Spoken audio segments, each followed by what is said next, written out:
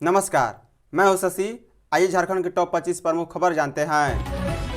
लाठीचार्ज के विरोध में छात्रों ने निकाला मौन जुलूस। लाठीचार्ज के विरोध में मंगलवार देर शाम छात्र छात्राओं ने मौन जुलूस निकाला है। इस दौरान विद्यार्थियों ने मुंह पर टेप लगाकर सरकार के सामने अपना विरोध जताया।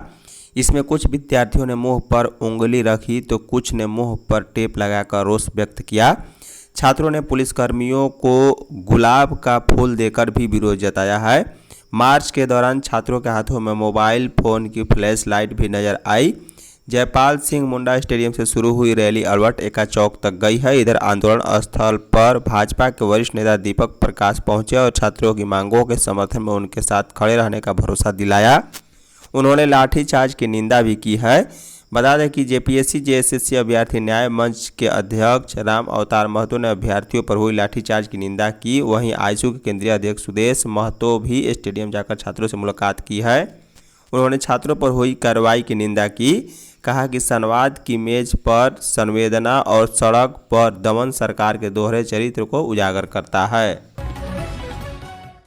झारखंड बंद रहा शांतिपूर्ण, सड़कों पर कम दिखे वाहन। विधानसभा मार्च के दौरान सोमवार को हुए छात्रों पर लाठीचार्ज के विरोध में भाजपा द्वारा बुलाए गए झारखंड बंद के दौरान रांची में स्थिति शांतिपूर्ण रही। सुबह से ही शहर के प्रमुख इलाकों में सड़क पर बंद समर्थकों ने टायर जलाकर और बस बल्ली को लगाकर यातायात बाधित किया।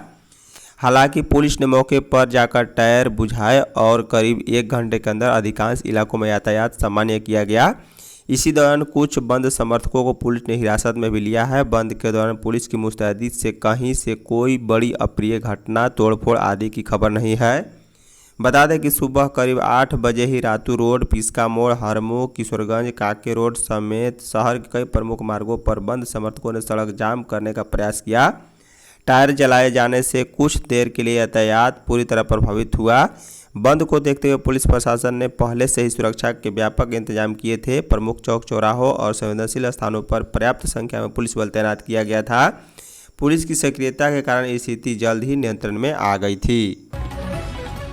अभय तिवारी ने कहा एफआरओ के लिए 25 लाख तो एसीएफ के लिए 35 लाख लिए। सीआईडी के द्वारा गिरफ्तार किए गए अभय तिवारी ने खुलासा किया है कि एफआरओ, फॉरेस्ट रेंजर ऑफिसर व ACF assistant conservator of forest officer के लिए उसने 20 प्रतियोगियों से करीब 5 करोड़ 80 लाख रुपए की वसूली की थी। एफआरओ के एक पद के लिए 20 से 25 लाख की बोली लगाई गई थी, जबकि एसीएफ के लिए कम से कम 30 से 35 लाख की बोली लगी थी। अभय और उसके दलालों ने मिलकर एफआरओ के 12 कैंडिडेट दिए, जबकि एसीएफ के 8 कैंडिडेट। इसमें 19 कैंडिडेट उत्तीर्ण हुए, एक फेल कर गया। 2 प्रतियोगी ऐसे थे जो कैंडिडेट होने के साथ जेपीएससी के दलाल भी थे। बता दें कि सीआईडी की पूछताछ में उप परीक्षा नियंत्रक श्वेता गुप्ता ने बताया है कि उस पर जबरन दबाव बनाकर तत्कालीन अध्यक्ष एल ख्यागते ने रिजल्ट निकलवाया। उन्होंने अपने बयान में कहा है कि ख्यागते ने उनसे कहा कि पीटी और मेंस दोनों के नंबर तुम्हारे पास है, उसके आधार पर रिजल्ट निकालो। श्वेता का दावा है कि वो रिजल्ट निकालने के पक्ष में नहीं थी। वहीं अभय ने अपने पार्टनर उमेश कुमार के साथ मिलकर 10 लाख की पूंजी से होटल खोला। इसके लिए सुधीर प्रसाद नामक व्यक्ति को 5 लाख रुपए दिए। पीएम आवास में 2,90,000 अपात्र लाभुक शामिल। प्रधानमंत्री आवास योजना के तहत राज्य में 5 वर्षों 2019-24 के दौरान उपलब्ध राशि का सिर्फ 70% राशि का ही उपयोग की जा सकी। पीएम आवास योजना के कुल 20,199.98 करोड़ रुपए उपलब्ध कराया गया, जिसमें से राज्य सरकार 14,113.07 करोड़ ही खर्च कर सकी। राज्य भर में लगभग 6,32,000 परिवार इस योजना में छूट गए। वहीं 2,90,000 ऐसे लाभुकों को योजना की सूची में शामिल कर दिया गया है जो योजना की पात्रता नहीं रखते थे, अपात्र थे। इन अपात्र लाभुकों को बाद में ग्राम सभाओं के माध्यम से सूची से बाहर किया गया। इसका खुलासा भारत सरकार के नियंत्रक महालेख परीक्षा के प्रतिवेदन से हुआ है। बता दें कि विधानसभा के पटल पर प्रतिवेदन देने के बाद झारखंड के प्रधान महालेखाकार इंदु अग्रवाल ने मंगलवार को अपने सभागार में संवाददाताओं की यह जानकारी दी है। रिपोर्ट के अनुसार 2019 से 24 के दौरान मनरेगा के तहत लगभग 1 करोड़ योजना में से केवल 27.96 लाख योजनाएं ही पूरी हो सकी। लगभग 73% योजनाएं पूरी नहीं हुई है। 5407 करोड़ का अनुपूरक प्रावधान। वित्त मंत्री राधाकृष्ण किशोर ने मंगलवार को विधानसभा के पटल पर भारत के नियंत्रक महालेखा परीक्षक की वर्ष 2024-25 की रिपोर्ट रखी। रिपोर्ट के अनुसार वर्ष 2024-25 में राज्य सरकार का व्यय मूल बजट प्रावधान तक भी नहीं पहुंचा। इसके बावजूद 5407 करोड़ के अनुपूरक प्रावधान किए गए। वित्तीय वर्ष 24-25 में राज्य के लिए कुल 1,50,938.84 करोड़ के बजट में से 31,110 करोड़ यानी कि 20.61% राशि खर्च नहीं हो सकी। इनमें 19,648.71 करोड़ की बजट 10 अनुदानों में हुई, जिसकी पर्याप्त वजह विनियोग खाते में नहीं बताई गई। स्वास्थ्य, चिकित्सा, शिक्षा एवं परिवार कल्याण विभाग में ही 2494.36 करोड़ की बचत हुई है। यह स्थिति बजटीय अनुमान तैयार करने और वास्तविक व्यय की जरूरत के आकलन पर सवाल खड़े करती है। स्वास्थ्य विभाग में 44 उपशीर्षों के तहत उपलब्ध 334.76 करोड़ का प्रावधान वित्तीय वर्ष के अंत में अभ्यर्पित कर दिया गया है। भाजपा ने छात्र आंदोलन को सियासी मंच बनाया। मुख्यमंत्री। झारखंड विधानसभा के मानसून सत्र को अध्यक्ष रविंद्रनाथ महतो ने तय समय से एक दिन पहले ही मंगलवार को अनिश्चितकाल के लिए स्थगित कर दिया है। इससे पहले सदन में विपक्ष के भारी हंगामे के बीच मुख्यमंत्री हेमंत सोरेन ने अपने भाषण के माध्यम से विपक्ष पर रांची में हुए छात्र आंदोलन पर और TDPL कंपनी को लेकर बड़ा हमला बोला। उन्होंने कहा है कि परजीवी भाजपा ने युवाओं के आंदोलन को अपना राजनीतिक मंच बनाने की कोशिश की। यह सारा मकड़जाल विपक्ष ने बुना है। CM ने कहा है कि विपक्ष उत्तर प्रदेश के लखनऊ स्थित TDPL कंपनी के सहारे षड्यंत्र रचकर और यूपी बिहार के लोगों से जुड़ाव बनाकर राज्य के युवाओं को दिग्भ्रमित कर रहा है। विपक्षी भाजपा के वरिष्ठ विधायक CP सिंह द्वारा सदन में लहराए गए नोटों पर पलटवार करते हुए CM ने कहा है कि विपक्ष के पास अब कुछ बचा नहीं है। व्यापारियों की जमात से आने वाले विपक्ष के हर समूह की जेब में नोटों का बंडल पड़ा है। उन्होंने अध्यक्ष की मांग की है कि विपक्ष के हर सदस्य की जेब चेक की जाए, सभी की जेबों में नोटों की गड्डी मिलेगी। DC SSP ने रात में पहुंचे धरना स्थल।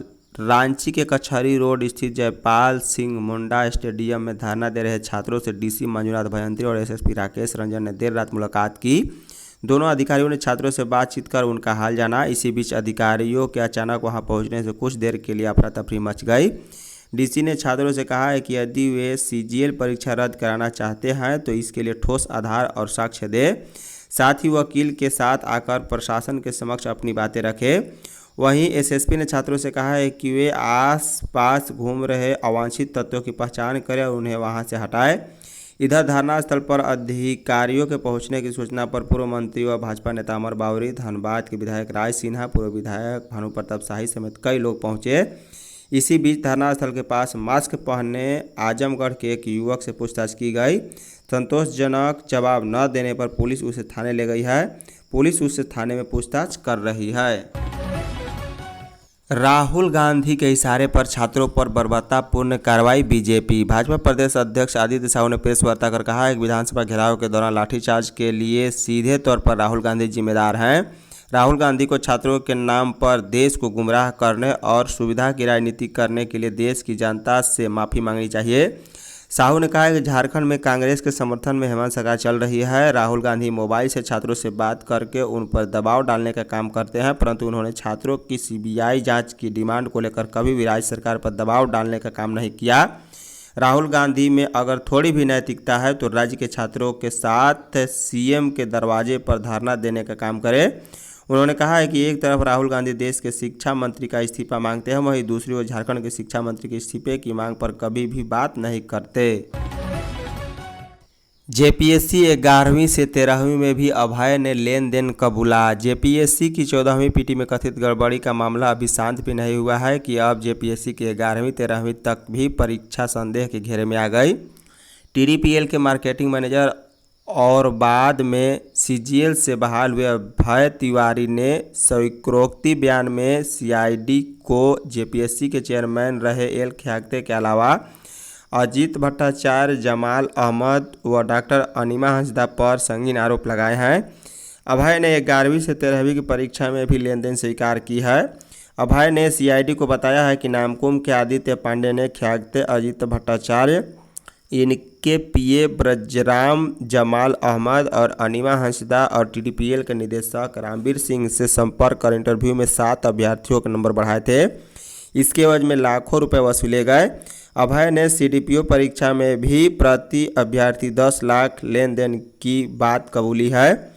बता दें, अभय ने स्वीकृति बयान में कहा है कि टीडीपीएल निदेशक रामवीर सिंह पर अभ्यर्थियों के कोड को डिकोड करने का दबाव डाला जाता था। सीएम आवास घेराव के दौरान पुलिस से धक्का मुक्की में केस दर्ज। अखिल भारतीय विद्यार्थी परिषद के सीएम आवास घेराव के दौरान पुलिस के साथ धक्का मुक्की करने के मामले में लालपुर थाना में प्राथमिकी दर्ज कराई गई। मजिस्ट्रेट के रूप में पदस्थापित पशु चिकित्सा एवं पशुपालन पदाधिकारी डॉक्टर तनवीर अख्तर की ओर से दर्ज की गई प्राथमिकी में दर्जनों कार्यकर्ताओं को आरोपी बनाया गया। आवेदन में कहा गया है कि 8 अगस्त को मोराबादी मैदान में वह बतौर मजिस्ट्रेट के रूप में प्रतिनियुक्त थे। इधर विधानसभा का घेराव करने के मामले में और भाजपा द्वारा सीएम आवास के घेराव के मामले में पुलिस जांच शुरू कर दी है। विधानसभा घेराव मामले में दर्जनों नामजद और सैकड़ों अज्ञात पर प्राथमिकी दर्ज की तैयारी चल रही है। वहीं बीजेपी द्वारा सीएम आवास घेराव मामले में भी 102 लोगों को हिरासत में लिया गया था। इस मामले की भी जांच चल रही है। झारखंड में हाथी मानव टकराव का संकट, 1 साल में 130 लोगों की मौत। झारखंड में हाथी और मानव के बीच बढ़ता टकराव लगातार चिंता का कारण बना हुआ है। पिछले 1 साल के भीतर हाथियों के हमले में करीब 130 लोगों को अपनी जान गंवानी पड़ी।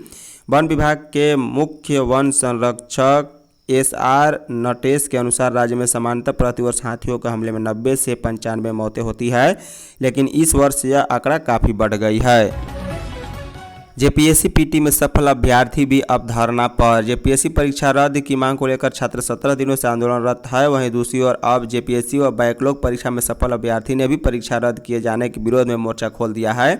मंगलवार को सफल अभ्यर्थी ऑक्सीजन पार्क में धरने पर बैठ गए। उन्होंने परीक्षा रद्द करने के बजाय पूरे मामले की निष्पक्ष जाँच कराने की मांग उठा दी है।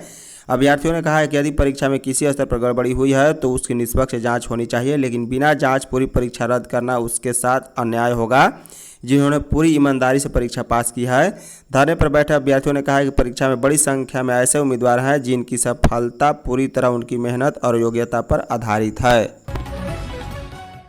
सहारा मामला में लिखित आश्वासन के बाद सत्याग्रह स्थगित। सहारा इंडिया के पीड़ित जमाकर्ताओं की मांगों को लेकर विश्व भारती जन सेवा संस्था के नेतृत्व में लोक भवन के सामने चल रहा सत्याग्रह सरकार के लिखित आश्वासन के बाद मंगलवार को स्थगित कर दिया गया।